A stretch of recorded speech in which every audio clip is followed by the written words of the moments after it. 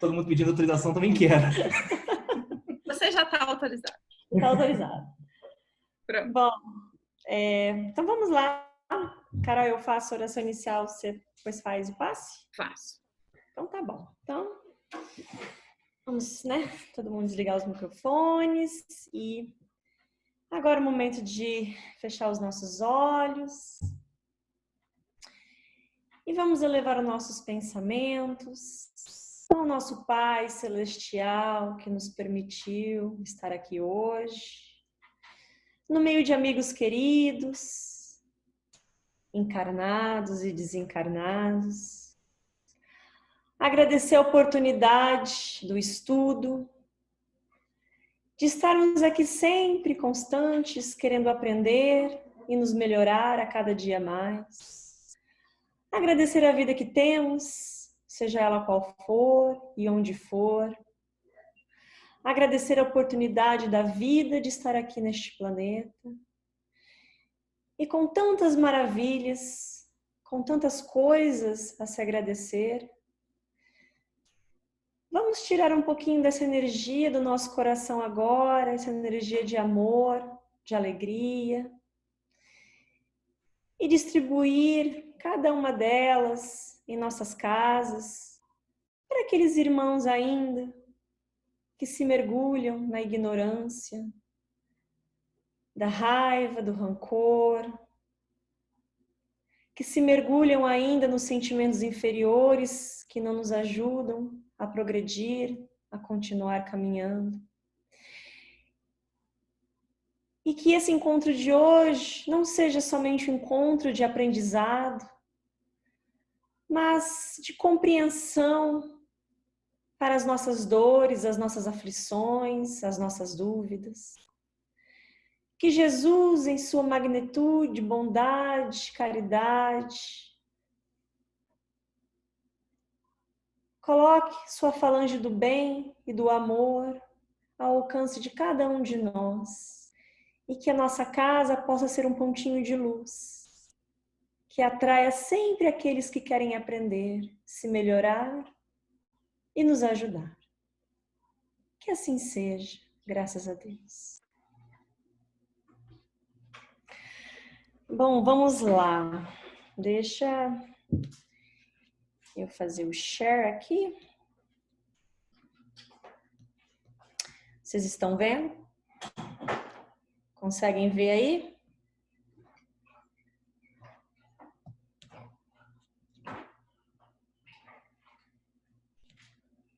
Acho que sim, né? Conseguimos então sim. Tá.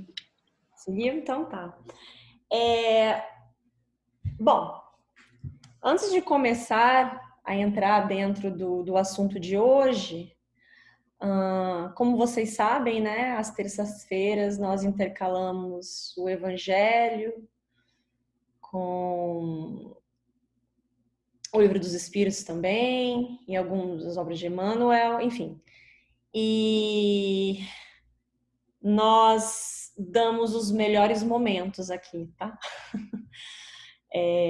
Para quem começou a estudar, para quem não estudou ainda, e para quem já estudou, já está estudando, sabe que este livro precisamos fazer um estudo aprofundado, metódico,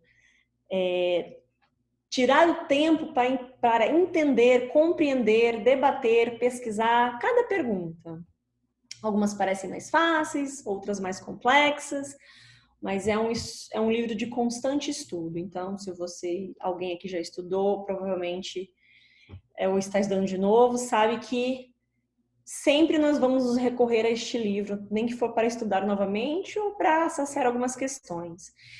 Este capítulo, que é o capítulo 7, que é da volta do espírito à vida corporal, nós dividimos ele em duas partes, porque ele é um capítulo longo.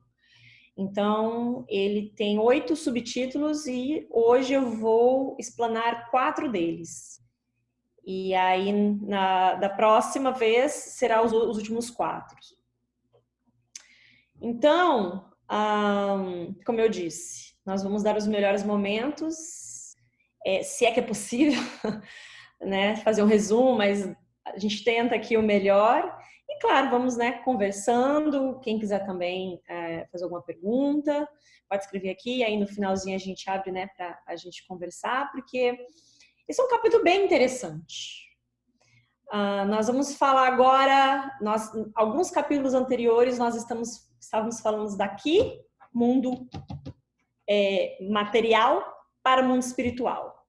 Agora nós vamos falar de lá para cá, do mundo espiritual para o mundo corporal.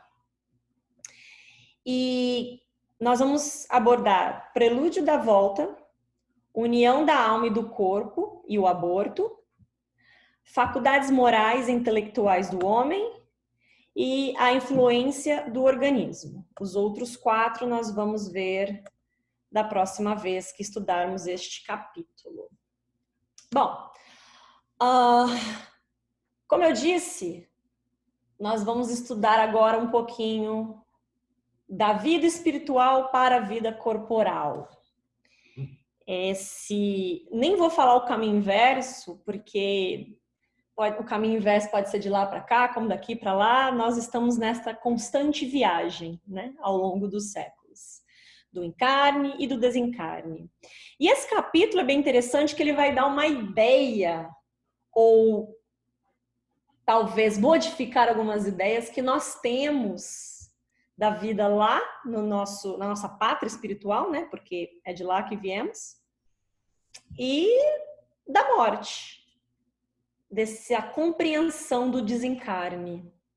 Bom, e aí a primeira parte, que é uma das primeiras perguntas, ou a primeira pergunta que Kardec faz, né?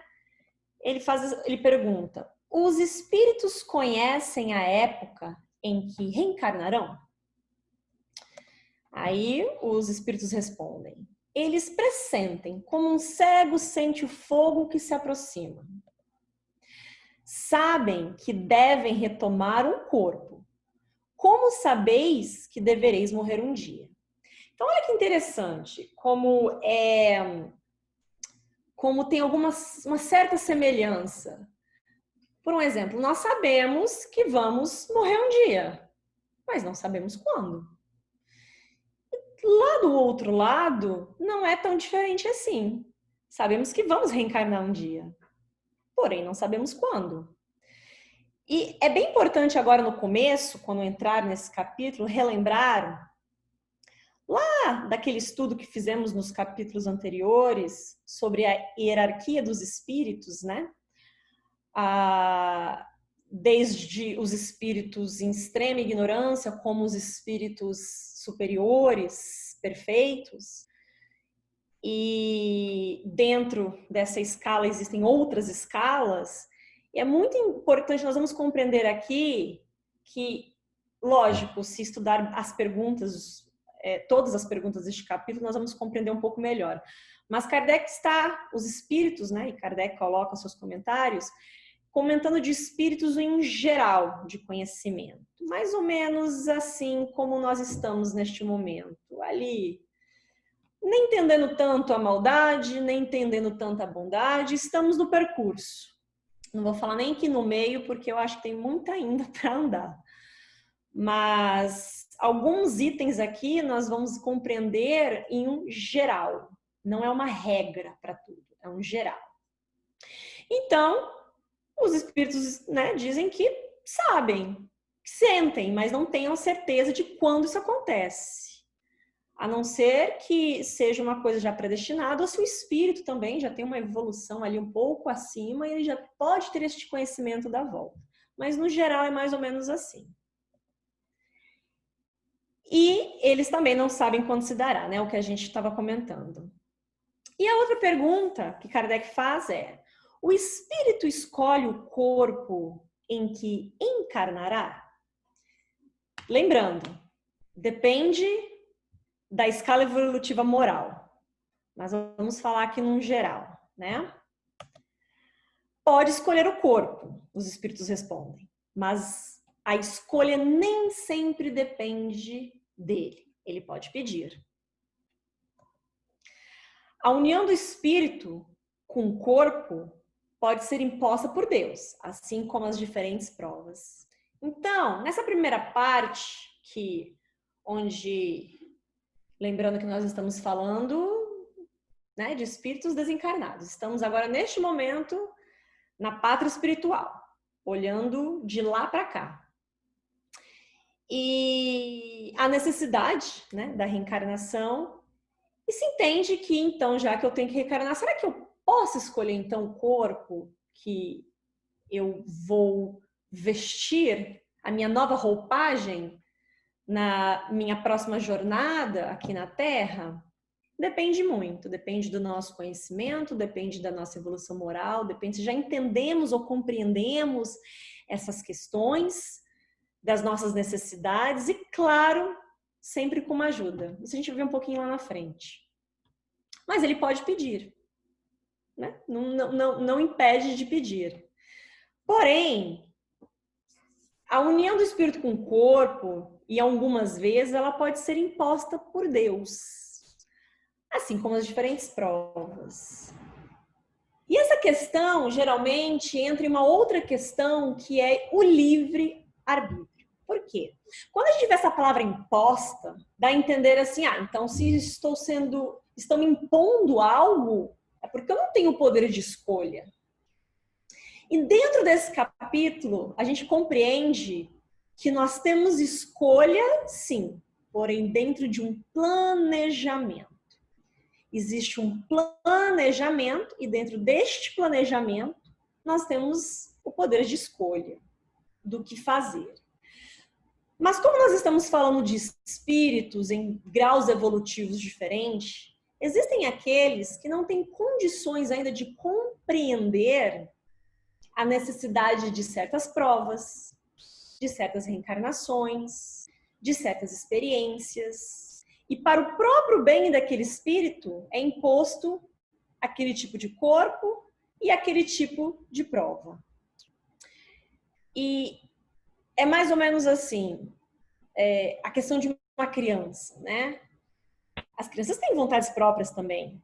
Porém, sem disciplina, dentro de um planejamento familiar, se deixar, as crianças vão se alimentar somente de açúcar, assistir televisão o dia inteiro, ficar no celular o dia inteiro. Porém, é necessário para a educação daquela criança que ela vá para a escola, é necessário pelo bem físico e orgânico daquela criança que ela se alimente bem, que ela durma bem. E ainda aquela criança não tem condições de entender a necessidade desses hábitos. Por isso que existe o pai e a mãe para impor, olha a palavra, impor essas questões para o bem dos próprios filhos. Então, com esse pequeno exemplo, que isso acontece aqui na Terra, não seria diferente com a inteligência suprema, que ao ver os seus filhos não tendo não tendo a compreensão ainda da necessidade de certas provas, ele impõe para melhor educar os seus filhos. E a questão da reencarnação é uma necessidade da vida espírita. Lembra? De lá para cá. Como a morte é uma necessidade da vida corporal. Olha a semelhança aí de novo. Como sabemos que um dia vamos desencarnar aqui no plano, né, terrestre, no plano espiritual, se ainda for necessário, né, se estamos ainda nessa questão do progresso espiritual, moral, intelectual, a reencarnação também é uma necessidade da vida espírita. Tanto de lá para cá, como daqui para lá. E para ilustrar isso melhor, eu gostaria, né, eu tomei a liberdade de pegar um exemplo do livro de André Luiz, psicografado por Chico Xavier, Os Missionários da Luz. E eu muito recomendo que se leia, assim, existem uma vasta coleção de livros, mas os livros de André Luiz, eles são interessantíssimos, porque André Luiz conta várias experiências que ele pôde presenciar, que ele pôde viver na posição de aprendiz e escrever nesses livros. E quando nós estamos estudando o Livro dos Espíritos, E aí começamos a ler as obras de André Luiz, ou intercalamos, ou fazemos as obras de André Luiz como um estudo base, compreendemos melhor o que André Luiz explica nos livros quando temos este pequeno conhecimento de base do Livro dos Espíritos, porque eles se relacionam muito. Então, como nós estamos falando se os espíritos podem escolher, né, o corpo que vai reencarnar, no Livro dos Missionários da Luz, na página 167 a 169, André Luiz expõe uma experiência que ele teve, que ele presenciou, que é o trabalho dos espíritos auxiliares para traçar o novo corpo, o modelo do novo corpo. Então, reparem bem. Aqui, André Luiz, junto com um dos seus instrutores, ele teve vários, um dos seus instrutores, ele estava na oportunidade, naquele momento, de estar numa espécie de, que ele coloca aqui, pavilhões de desenho. E esses desenhos, eles eram para estruturar, para traçar, para desenhar o corpo físico dos espíritos ali, naquela colônia espiritual, que iriam encarnar. E um desses dias que ele estava acompanhando este mentor, ele narra o seguinte: aproximando-nos dos pavilhões de desenho, onde numerosos cooperadores traçavam planos para reencarnações incomuns, foi o meu novo companheiro procurado por uma entidade simpática que lhe pedia informações. Então ele conta que o instrutor dele, o instrutor de André Luiz, foi procurado por um companheiro. E ele explica que tratava-se de um colega que, depois de 15 anos de trabalho nas atividades de auxílio, regressaria à esfera carnal para a liquidação de determinadas contas. A história desse companheiro abrange um pouquinho mais, o André Luiz abrange um pouquinho mais, mas aqui fica claro que não está dizendo há quanto tempo ele estava no plano espiritual, esse companheiro, desde a última reencarnação ou do desencarne. Aqui está dizendo especificamente que ele está 15 anos no trabalho das atividades de auxílio. Então, ele poderia estar muito mais tempo no plano espiritual, porém ele estava 15 anos trabalhando, ajudando, sendo útil, se melhorando e aprendendo. E esse companheiro pergunta ao mentor de André o seguinte: pode me informar se o meu modelo está pronto? E ele fala do modelo do corpo físico que será dele na próxima reencarnação. E o instrutor fala: creio que poderá procurá-lo amanhã. Já fui observar o gráfico inicial e dou-lhe parabéns por haver aceitado a sugestão amorosa dos amigos bem orientados sobre o defeito da perna. Certamente lutará você com grandes dificuldades no princípios da nova luta, mas a resolução lhe fará grande bem. Olha que aprendizado maravilhoso e como tem a ver com o que a gente está vendo, estudando. Esse companheiro que se entende nesta obra, pelo mérito do trabalho, pôde acompanhar o desenvolvimento, a projeção, o projeto do novo corpo dele.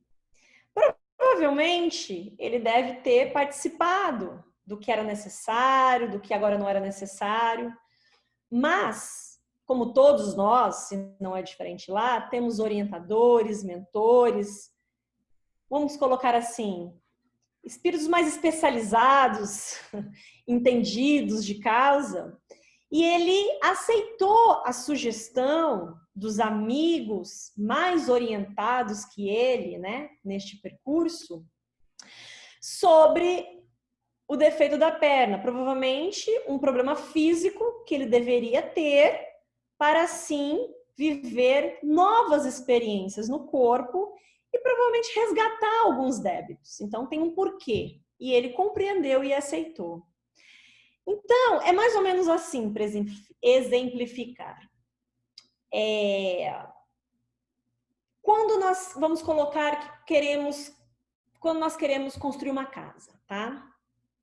Nós temos a ideia da nossa casa dos sonhos. Nós temos a ideia dos cômodos, do espaço, da área, do tipo de janela, de porta, do tamanho.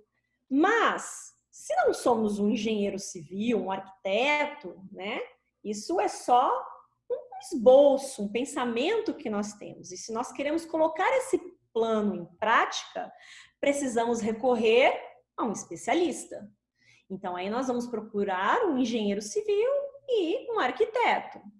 Eles é que vão dizer se é possível fazer aquilo dentro, né, da engenharia, dentro do layout.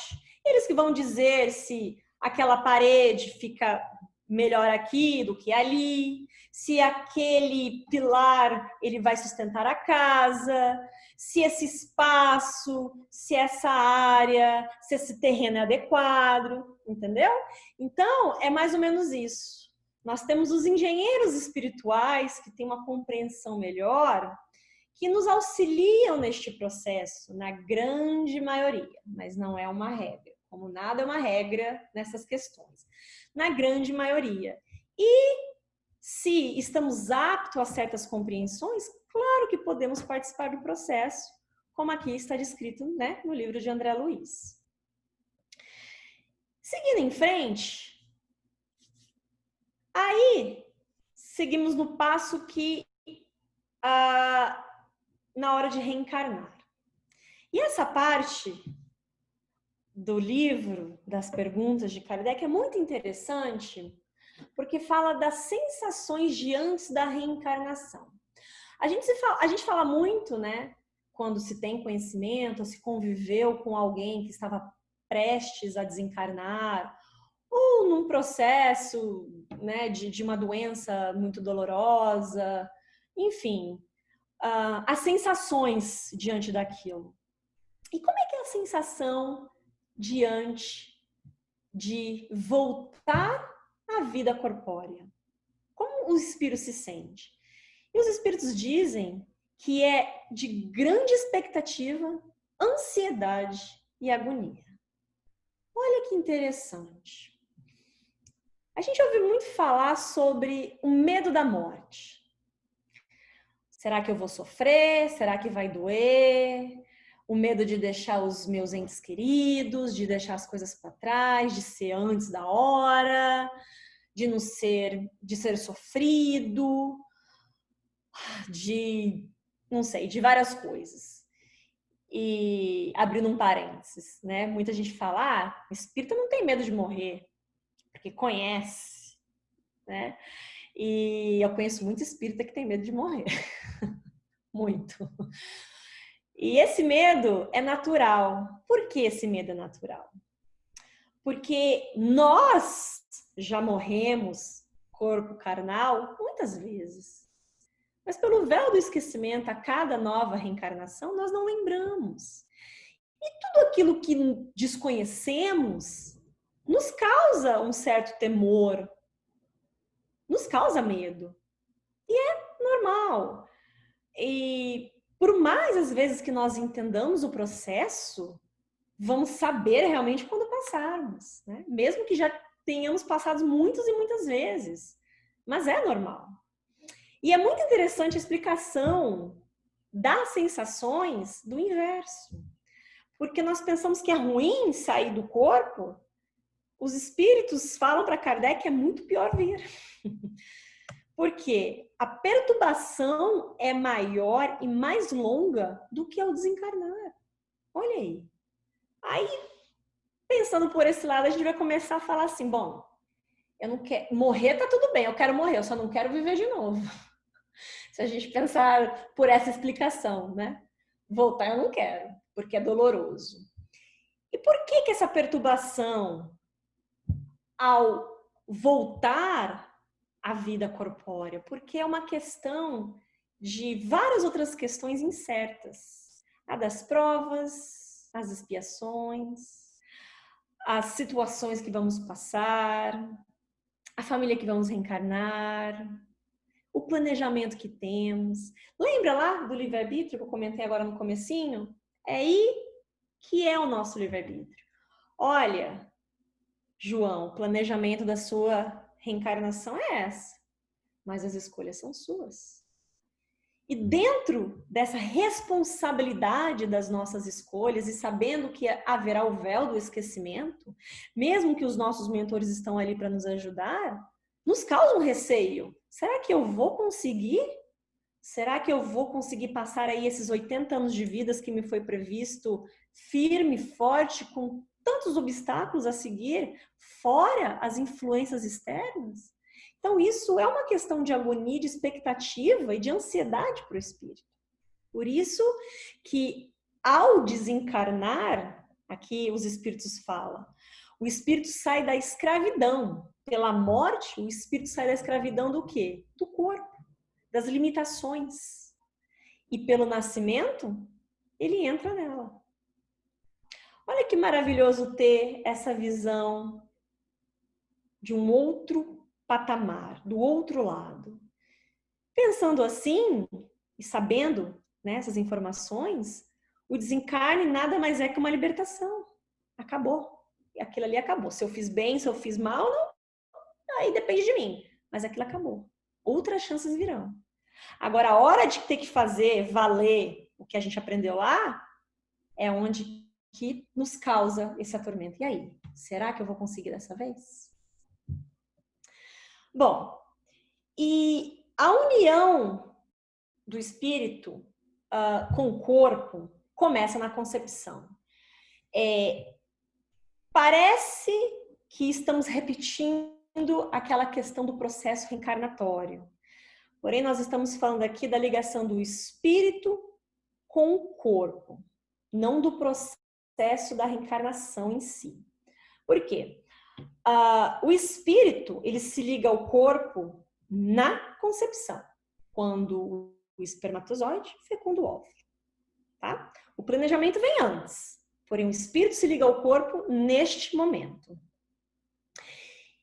E se completa no nascimento. Mas, deixando claro aqui, daquilo que estudamos, a ligação do espírito com a matéria orgânica, ela se completa no nascimento. Porém, o processo reencarnatório se completa por volta dos 7 anos. Uma coisa é o processo reencarnatório.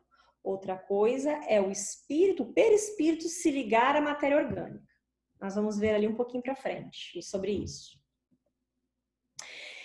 E aqui são alguns pontos que eu vou dar um exemplo melhor ali na frente, alguns slides para frente, sobre a gestação, durante a gestação. O espírito reencarnante durante a gestação. Então, o processo de ligamento do perispírito começa na concepção, se dá na concepção e se finda no nascimento. E durante a gestação, o espírito que está ali pronto é tomado de perturbação. Entra em estado de sono, seu perispírito passa por um processo de redução e suas ideias se apagam. Há o esquecimento do passado.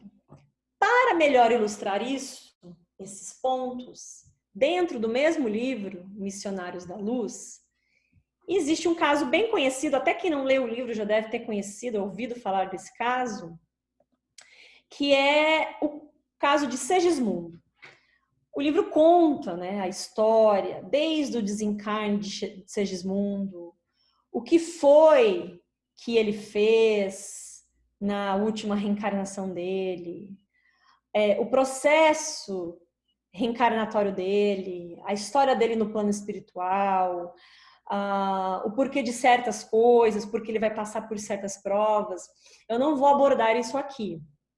Vou abordar uma parte, vou abordar na hora do processo que ele está indo pronto para se reencarnar. Então, eu convido e recomendo que vocês leiam, que é uma história belíssima e interessantíssima, que André Luiz, mais uma vez, teve o privilégio de assistir e aprender com ela também e colocar no livro. Então, a redução da forma física de Segismundo. Lembrando que o perispírito passa por um processo de redução na hora do ligamento do perispírito com a matéria orgânica que está ali, dentro da mamãe, né? Depois da fecundação do espermatozoide com o óvulo. E aí, nessa parte, André Luiz, ele relata uma cena que ele assistiu. E olha que interessantíssimo. Ele assistiu o exato momento que o espírito está pronto para começar o seu processo reencarnatório, depois de um planejamento. Então, esse momento é: o espermatozoide já fecundou o óvulo e a falange de espíritos que trabalham para esses processos vão entrar em ação. Então, André Luiz relata: os espíritos construtores começam o trabalho de magnetização do corpo perispírito, que é de Segismundo, no que eram amplamente secundados pelo esforço do abnegado orientador, que se mantinha dedicado e firme em todos os campos de serviço. Então, André Luiz está relatando que ele está assistindo o seu orientador, que está orientando um grupo de espíritos que trabalham para este processo acontecer. E André Luiz diz: sem que me possa fazer compreendido de pronto pelo leitor comum, que somos nós, então ele teve essa delicadeza e também não era muito compreensível para ele naquele momento, esse processo que ele estava assistindo, devo dizer que alguma coisa da forma de Segismundo estava sendo eliminada, quase que imperceptivelmente. À medida que se intensificavam as operações magnéticas, tornava-se ele mais pálido, seu olhar parecia penetrar outros domínios, tornava-se vago, menos lúcido. Então, André Luiz está assistindo um processo de magnetização naquele perispírito para ele se preparar para se ligar com o óvulo.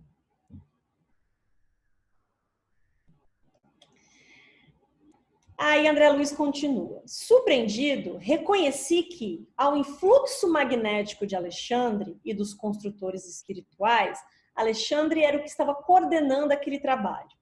A forma perispiritual de Segismundo tornava-se reduzida.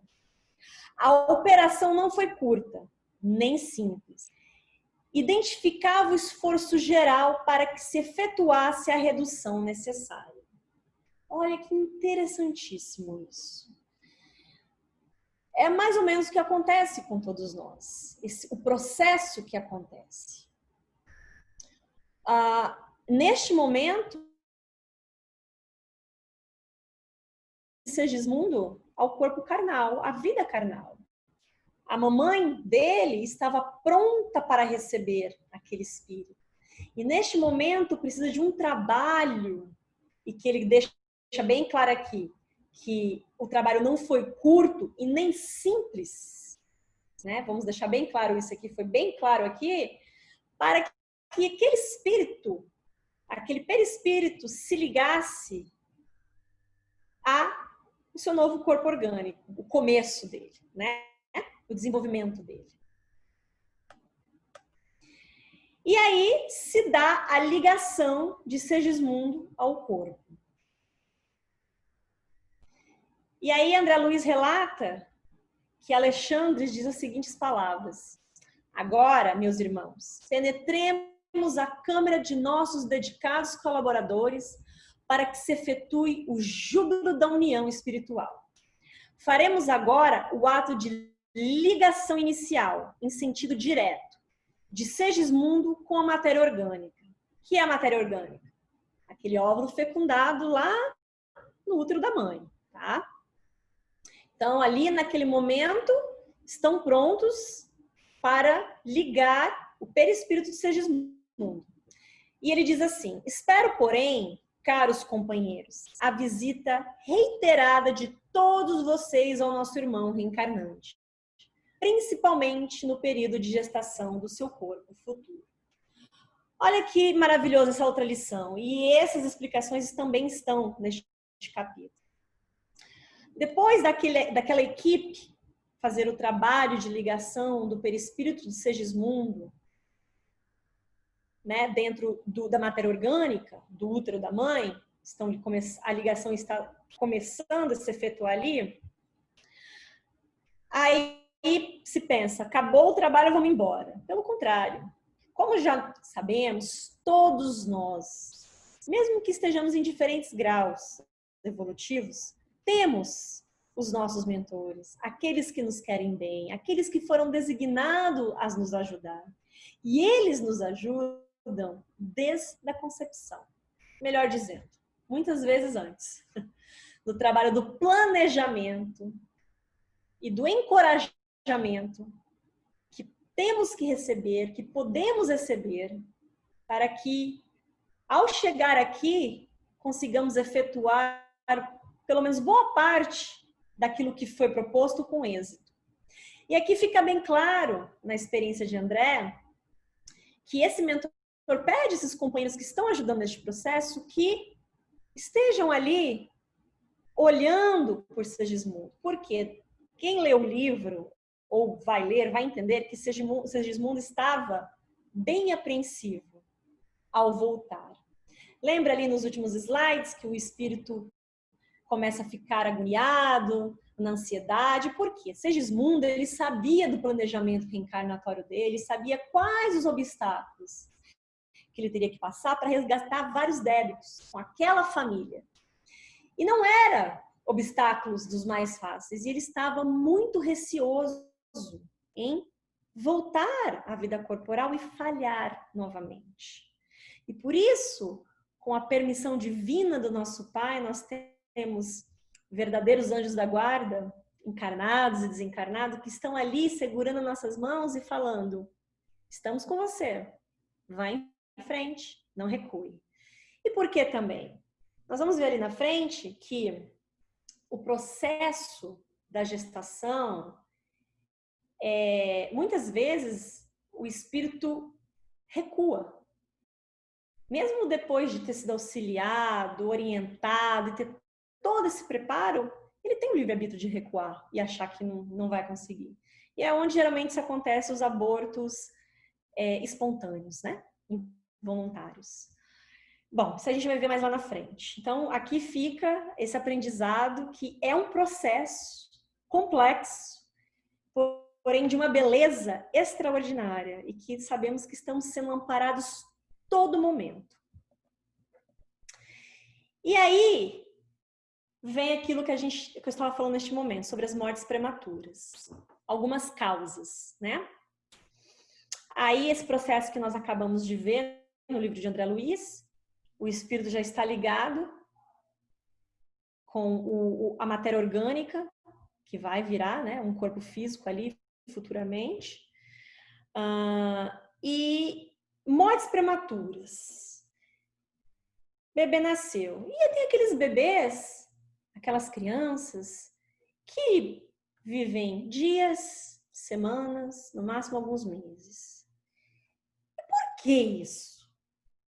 A gente acabou de aprender um processo tão complexo, tão trabalhoso aos nossos olhos, claramente. E depois de tudo isso, aquele espírito vai viver dias? Mas para quê? Para nada? Mas que perca de tempo, né? De trabalho. E aí é onde que a gente entende, compreende a beleza divina. Porque tudo, meus amigos, exatamente tudo tem um porquê. Nada é por acaso, nada é desperdício. Tudo tem um propósito dentro das leis naturais de Deus e da natureza. Então, uma das causas que pode acontecer é a imperfeição da matéria, né? A criança nasceu e aquele corpo tem algumas imperfeições, tem alguns problemas físicos, que é necessário para aquele espírito. Era exatamente aquilo que foi combinado, escolhido, planejado, né? Existem casos... Bom, deixa eu passar aqui para frente, eu conto esse caso. Porque aqui fala, prova ou expiação para o espírito. É isso que eu queria chegar. Existem casos, né, palestras provavelmente que vocês já devem ter assistido, mas inúmeras obras, que falam principalmente desses espíritos que eles têm que resgatar débitos tão grandes que em uma reencarnação isso não vai ser possível. Então eles vêm em parcelas, vamos assim dizer.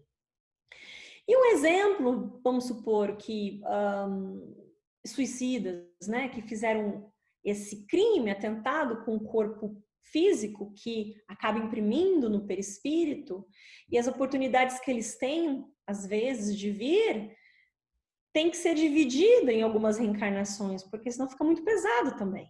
Às vezes, fala, olha, você já sucumbiu uma vez, vamos fazer as coisas por parte. E aí só falta aquele período de tempo, depois de algumas reencarnações, que ele já teve a oportunidade de passar. Olha, agora você precisa, para acabar de filtrar essas imperfeições e essas mazelas no seu perispírito, alguns meses na carne, alguns dias, algumas semanas. Então, este é o propósito. A gente entende que o corpo físico e a vivência, o processo do reencarne, é um filtro para o perispírito, para deixar ali, para trás, tudo aquilo que não vai mais fazer bem ou que foi danificado ao longo de algumas encarnações. Então, muitas vezes, é uma prova e inspiração para o espírito, essa vida de dias, meses, nessas mortes prematuras. E outras vezes, é uma expiação para os pais. Existem casos e casos de espíritos com uma ação caridosa tremenda, que se voluntariam, tá? Às vezes eles não têm nada a ver com aquela família, mas se voluntariam de passar por este processo, voltar à carne, ao corpo, por alguns dias, por algumas semanas, por amor ou para ajudar aquele casal, aquela mulher a compreender alguma coisa, a expiar algo, a passar por uma provação. Então, mais uma vez, existe um porquê. Sempre é para o aprendizado de ambas as partes ou uma das partes. E aí, após o nascimento, a criança nasceu, a concepção se deu, 9 meses, o espírito está ligado ao corpo, à matéria orgânica. As faculdades se desenvolvem com os órgãos. Por que elas se desenvolvem? Elas não se perderam, elas têm que só se desenvolver novamente. Porque lembrando que já estudamos antes, que tudo aquilo que aprendemos antes, tudo aquilo que temos por conhecimentos, né, fica com a gente, nós levamos. Porém, para que aquilo se aguce novamente, né, as nossas faculdades mentais, intelectuais, que assim sejam, é necessário que o espírito passe pelo processo, né, do progresso físico. Então, vão se desenvolvendo conforme os órgãos da criança, que vai virar um adulto, vão se desenvolvendo. E aí, lembra que lá no comecinho, quando o perispírito se diminui, né, por um processo magnético e cai em um tipo de um sono, de um sentimento de sono, e depois esquece do que está acontecendo, quando nasce, as ideias vão voltando aos poucos. Lembrando que a reencarnação se finda por volta dos 7 anos, e é o que nós já comentamos aqui, algumas experiências ainda não ficam claras na cabeça da criança, e a criança tem algum papo, alguma coisa de diferente de falar, de pronunciar, porque, né, está ainda conectado com algumas lembranças. Então essas ideias elas vão voltando ao pouco, mas elas vão sendo deixadas de lado por um período de tempo, para que outras faculdades, outras experiências estejam ali na vida da criança, que ela tenha oportunidade de vivenciar novas coisas, porque cada, né, encarnação é uma experiência nova.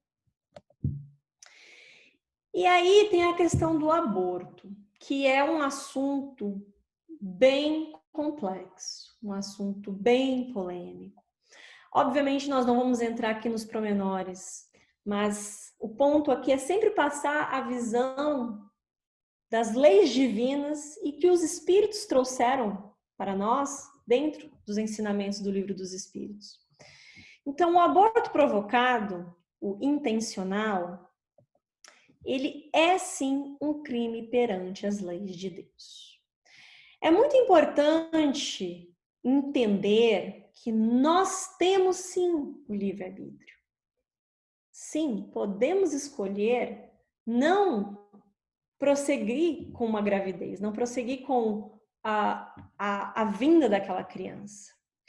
Mas sabendo que as nossas escolhas, o nosso livre-arbítrio está dentro de um planejamento antes feito. Então, quantas vezes nós não ouvimos, né, de muitas mulheres falando, ou de casais falando, mas eu não planejei essa criança, eu não quero essa criança agora, eu não posso ter um filho neste momento. E na verdade foi planejado sim. Aquilo foi planejado, talvez não no momento que aconteceu. Por quê? Porque pelo nosso livre-arbítrio nós diferenciamos, nós andamos e colocamos um outro percurso naquele processo.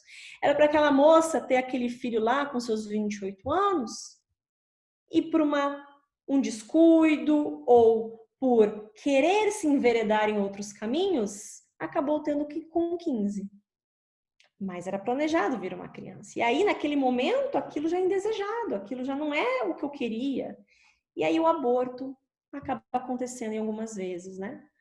A mãe acaba provocando um aborto por não se sentir pronta ou não querer, enfim.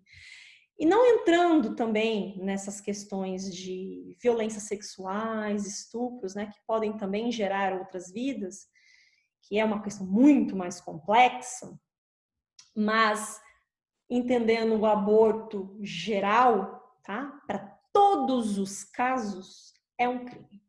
Ele é um crime. Como nós sabemos, perante a lei dos homens, que não podemos matar alguém, né? Porque isso é um crime, as leis de Deus não são diferentes. Se não podemos matar alguém que conseguimos ver neste momento, né? Ceifar a vida de alguém, como sabemos que a concepção se dá ali no ato, a ligação do espírito se dá na concepção, sabemos que ali já tem uma vida, já tem um espírito esperando a vir à matéria. E o importante também é entender que todos os envolvidos serão responsáveis por isso. Quando nós pensamos em envolvidos, a gente só pensa na mãe que não quis, ou no pai que não quis, ou no casal que não quis. E, na verdade, os envolvidos são todos aqueles que, de alguma forma, direta ou indiretamente, promovem essa ação. As clínicas de aborto, as pessoas que fabricam os remédios abortivos, aqueles que incentivam, todos estão sendo responsáveis e coautores dessa ação, de alguma forma. E são todos, sim, responsáveis. Sabemos que em alguns países, como aqui nos Estados Unidos, em alguns estados, eu vivi no estado de Ohio, e lá o aborto é legalizado. E existem clínicas para isso.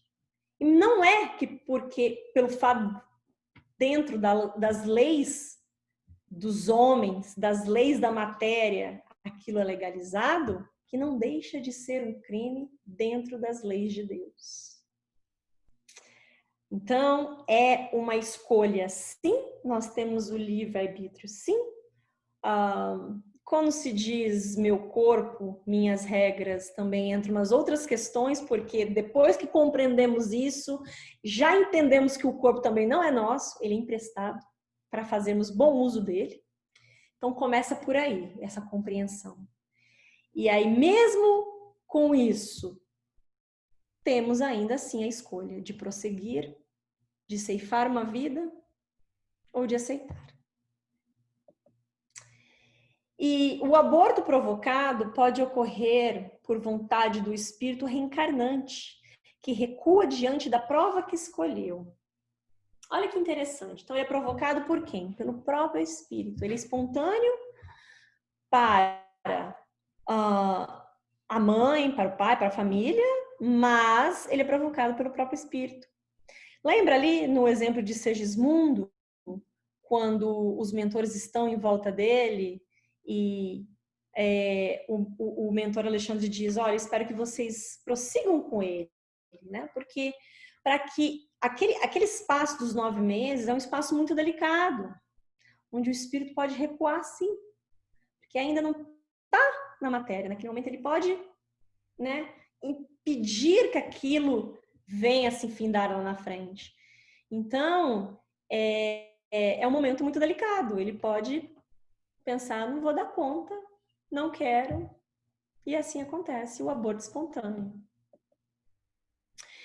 Só que não é crime, né? Quando o aborto provocado não é crime, quando é para salvar a vida da mãe. Olha que interessante. Os espíritos falam para Kardec que entre uma vida que já está dentro do dia a dia, uma vida que já está, né, no processo carnal aqui, como é o da mãe, já está vivendo essa experiência, e com relação à vida que ainda nem chegou a essa experiência na carne, se for um caso de saúde, um caso que a mãe possa vir ter complicações e desencarnar, é preferível que salve a vida da mãe. Então, não é um crime. É um processo, é uma escolha, né, também, que sabemos que, na sua grande maioria, ou em todos os casos, os médicos sempre optam pela vida da mãe. E consequências do aborto para o espírito reencarnante. É uma existência perdida. Tudo aquilo que foi planejado, o aborto voluntário e o involuntário, tá? O voluntário porque a mãe, né, se voluntariou a fazer isso, ou aconteceu alguma coisa que ela quis fazer isso, né? Ceifar a vida daquela criança que nem nasceu ainda. E o involuntário, que é um aborto espontâneo, mas aí é voluntário do espírito que não quer ir. Os dois casos é uma existência perdida, um planejamento perdido. E o que acontece? Terá que recomeçar. Se a mãe não quer aquela criança, geralmente o espírito volta no planejamento inicial, algumas vezes tenta aquela família novamente, se for a necessidade de reencarnar naquela família, ou se procura um outro casal, né, uma outra mulher que possa ter aquela criança, porque é da necessidade do espírito reencarnar. E aí, uma outra questão dentro desse capítulo, que são as faculdades morais e intelectuais. Já aprendemos, às vezes parece que é repetitivo que a gente aprende no Livro dos Espíritos, mas na verdade não é. É que a gente tem que lembrar que Kardec, ele era um educador metódico, então ele criou uma metodologia na qual ele ia a fundo nas perguntas.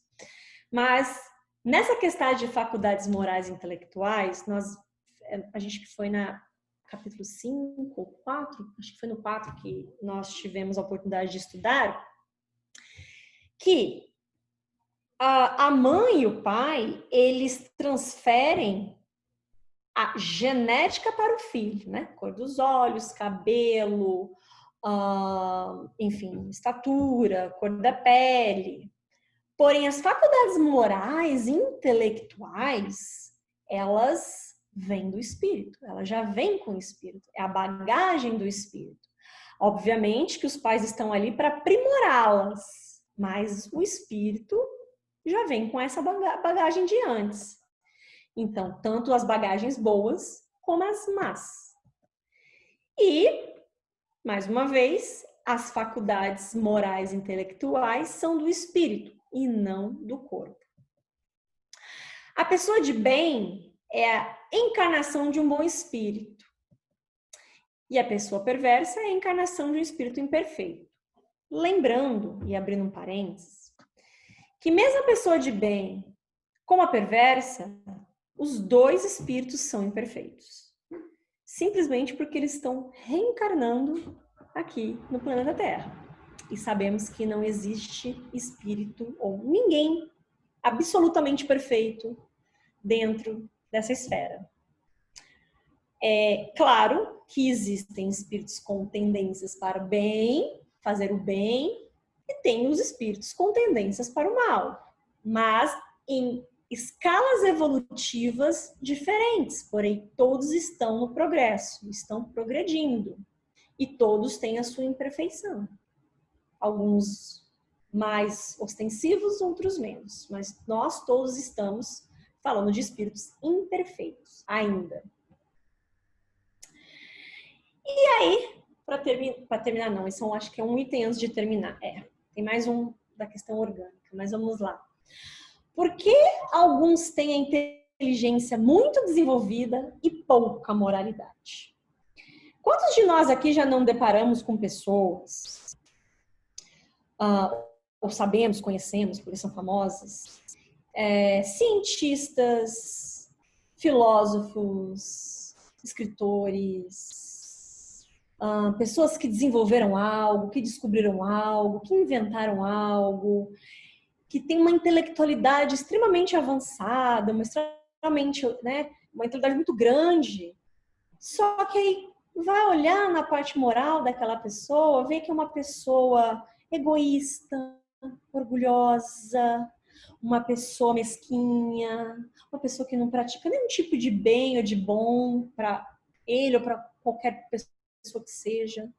Então, vemos que essa pessoa tem a parte intelectual desenvolvida, mas a moral tá lá. Tá ainda muito a desejar. Então, por que tem pessoas assim que desenvolvem um e não desenvolve o outro? A causa é que o progresso intelectual e moral não se efetua simultaneamente. O que quer dizer simultaneamente, neste caso, o sentido disso? É que a sucessão das reencarnações nos dá a oportunidade de aprender as coisas conforme a nossa necessidade e aos poucos. Por um exemplo de um espírito que reencarnou no meio de uma família com muitas posses, com muitos bens, teve a oportunidade de frequentar as melhores escolas, universidades, os melhores livros, professores, teve todo esse desenvolvimento intelectual de conhecimento da ciência, da filosofia, mas era uma pessoa mesquinha, era uma pessoa imoral, era uma pessoa que fazia mal, que tratava mal seus empregados, era uma pessoa que não tinha compaixão com ninguém, que não sabia perdoar, que não era humilde.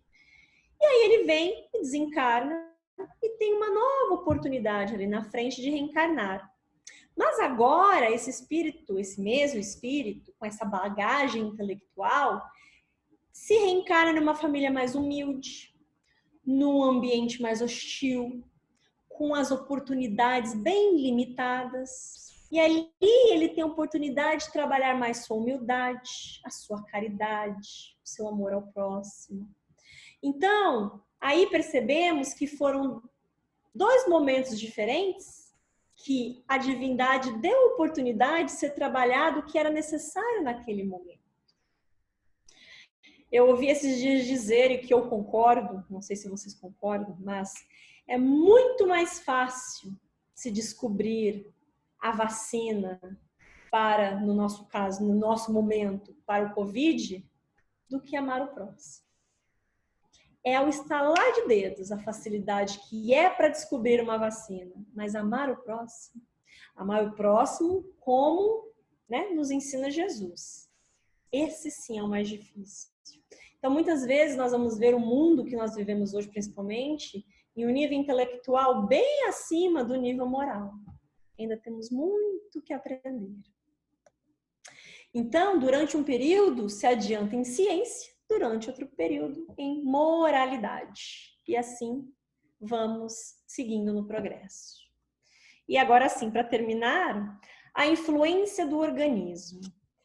Lembra que lá no comecinho, para o espírito, é um processo de agonia, de ansiedade, de desconforto, assim dizer, reencarnar, estar no corpo físico? Por quê? Porque a densidade do corpo físico enfraquece e limita a manifestação das faculdades do espírito. A sensibilidade que o espírito tem, que é muito maior quando está fora do corpo carnal, ela se limita no encarne, quando estamos aqui vivendo na carne. Um bom exemplo disso é os médiuns, tá? Quão necessário é uma disciplina, entender, trabalhar e treinar a mente, o corpo para as comunicações mediúnicas, que sejam elas psicofônicas, sejam elas por psicografias, visões, porque nós temos isso, mas a nossa conexão com o mundo invisível, porque ele está aqui, é tão grande, porém tão difícil para nós que estamos enraizados na matéria. O nosso corpo nos limita essa sensibilidade. E é por isso que alguns desenvolvem mais, outros menos, mas não na sua plenitude, que é o que temos quando estamos fora da matéria. Então, por isso que é um alívio estar fora da matéria para o espírito. É libertador, porque tudo volta, as faculdades, né, se engrandecem, voltam, vamos assim dizer, ao normal. Claro, com um processo. E o corpo, e os espíritos, eles dão um exemplo para Kardec. Eles falam que o corpo material é como um vidro opaco influenciando na irradiação da luz. Olha que interessante, é como se fosse assim dentro de um carro. Se nós não colocarmos o insufilme, né, aquela película escura, é muito mais fácil os raios solares entrarem dentro do carro. Porém, se nós colocarmos aquela película, ainda alguma certa claridade vai entrar no carro, mas com bem menos intensidade. Então, é esse exemplo que os espíritos dão, do espírito dentro da matéria. Nós estamos revestidos de um vidro opaco que nos limita e muito nessas percepções. E é isso, meus amigos. Se eu conseguir passar alguma coisa, como eu disse, é muito vasto, né? As explicações, é muito vasto estudar essas perguntas, o conhecimento que este livro nos traz, mas ele é de constante aprendizado. E eu posso dizer que não foi nem os melhores momentos, porque ao longo da palestra eu vou lembrando de outras perguntas e falo, mas tem essa que complementa essa. Então, assim, é um pouco complicado tentar passar mesmo em um curto espaço de tempo, porque, olha, só esses 4, tá? Subtítulos, são 50 perguntas. Só esses 4, são 50 perguntas. Então, assim, é o melhor momento, os melhores dos melhores dos melhores mesmo. Mas é isso. Se alguém tiver uma pergunta, se alguém tiver um comentário, estamos abertos neste momento. Podem ligar os microfones.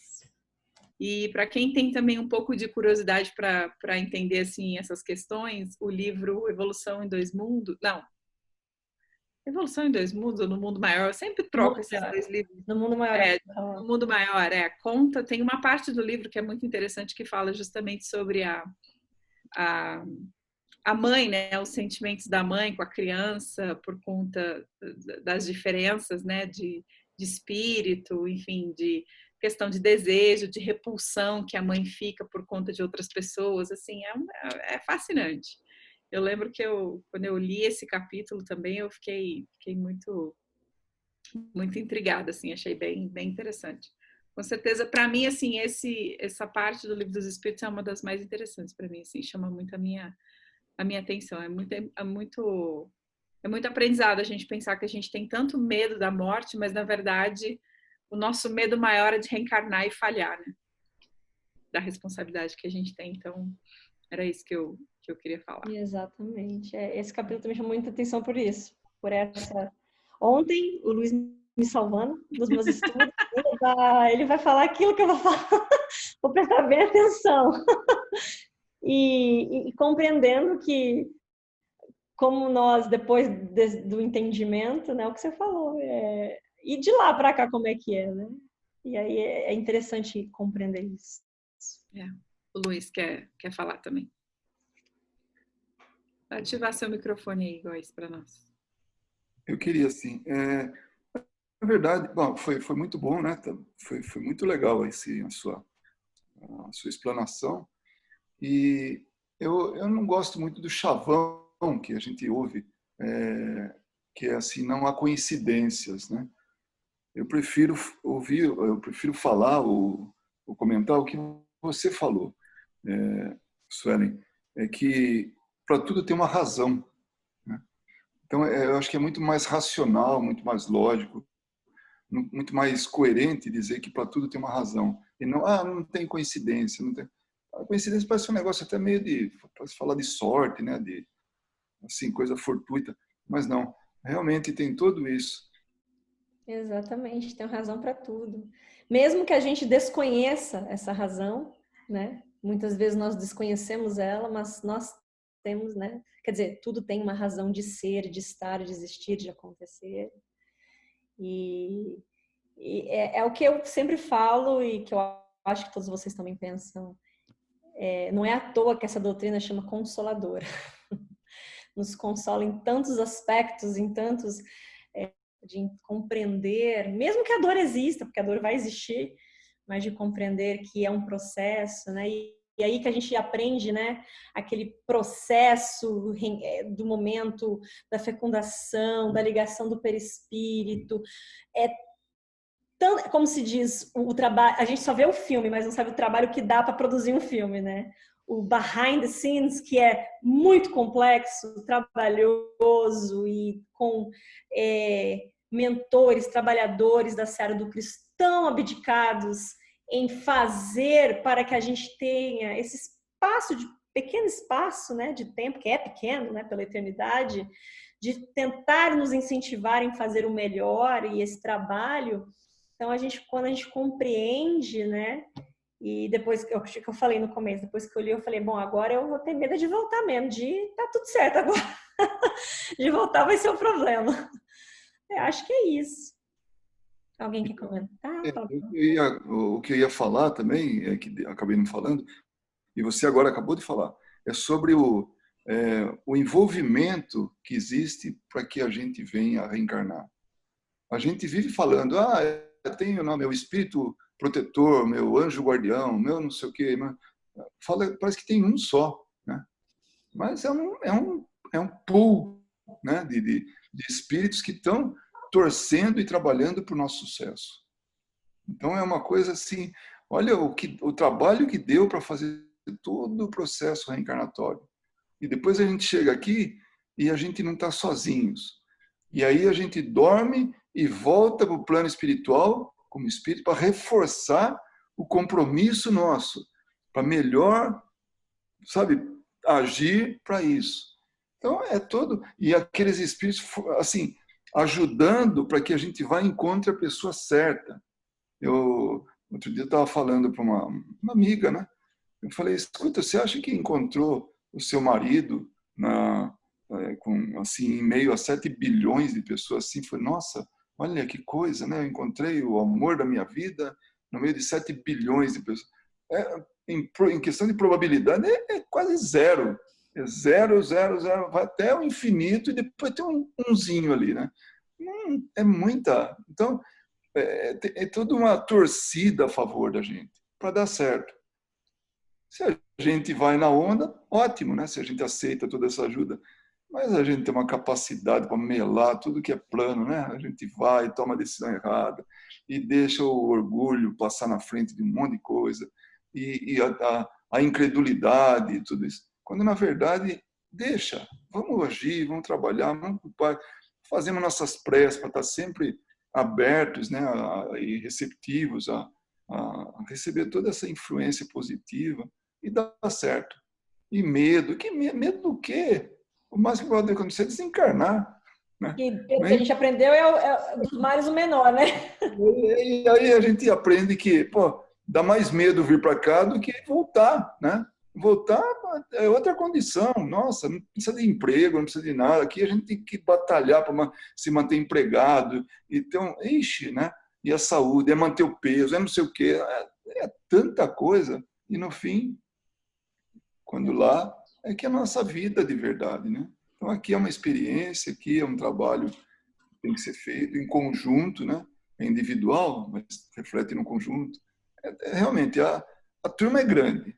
A turma do a favor, A torcida tá grande. a torcida é muito grande. Nossa, dá para encher um estádio aí, né? E a gente aqui a gente toma café.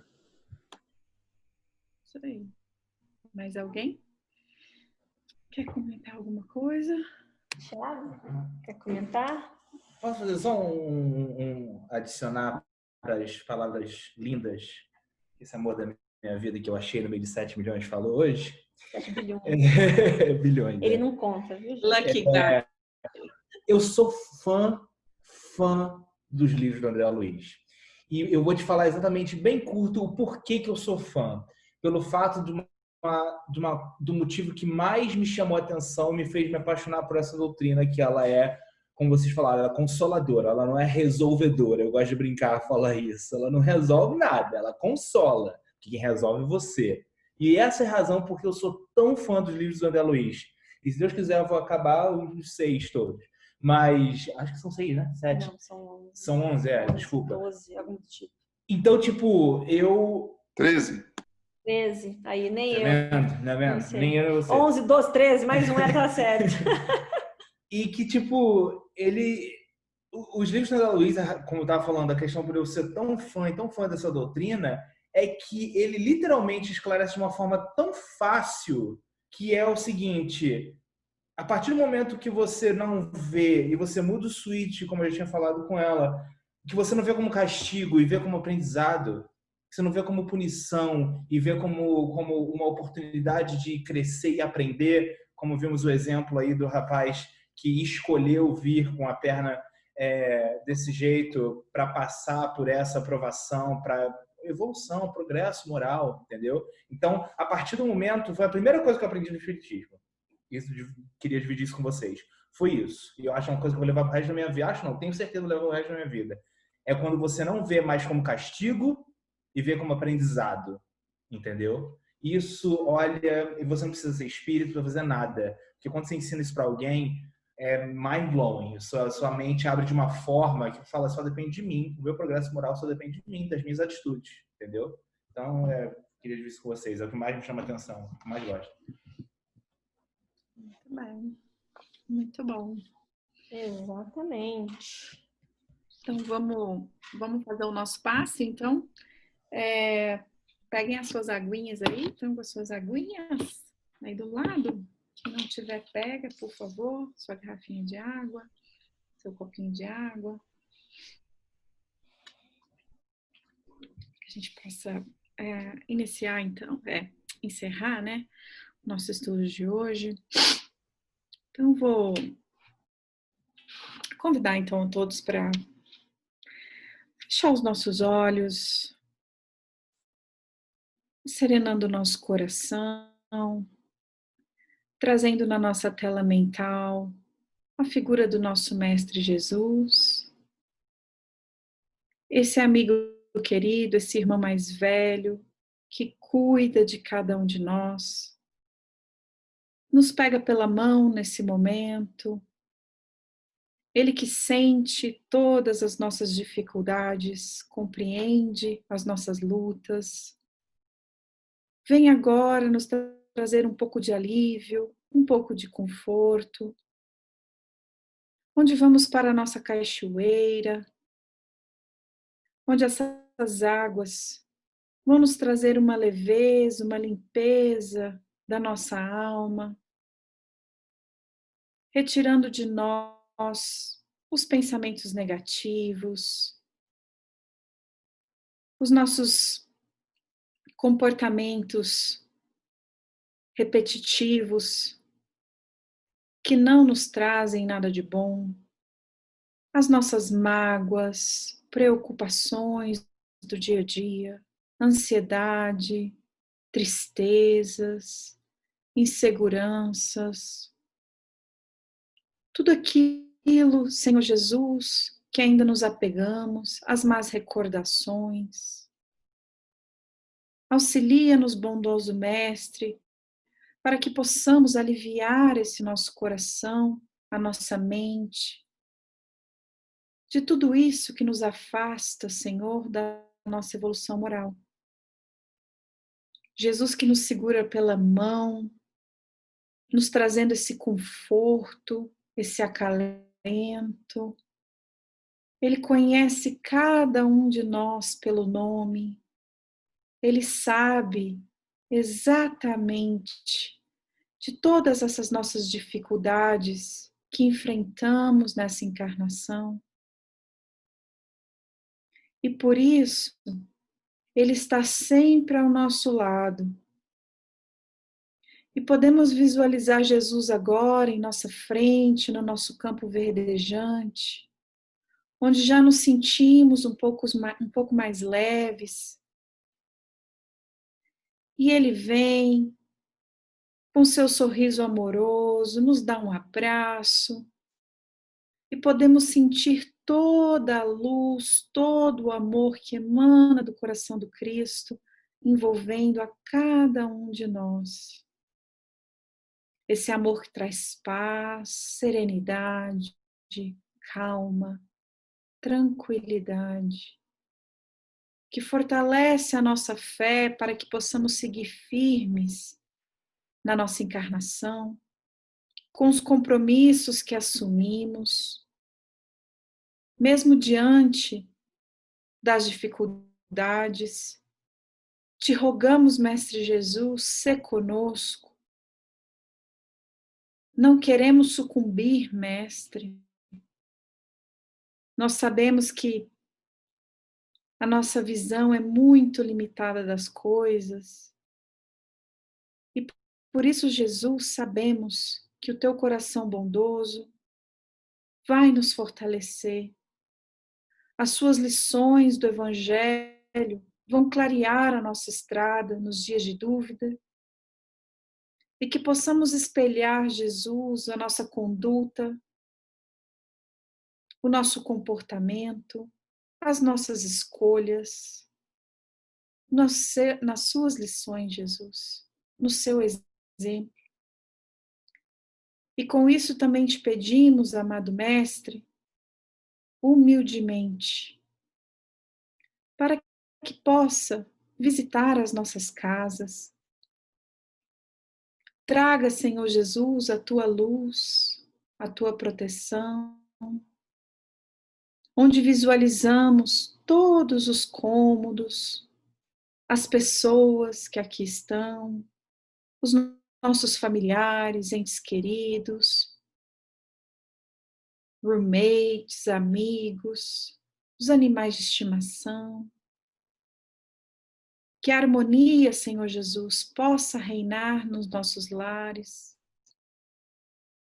E que a tua luz também possa, Senhor, alcançar os nossos vizinhos, o nosso condomínio, aquelas pessoas que nos cercam, a nossa cidade de Las Vegas, o país, Senhor Jesus, que nos acolhe como uma segunda pátria.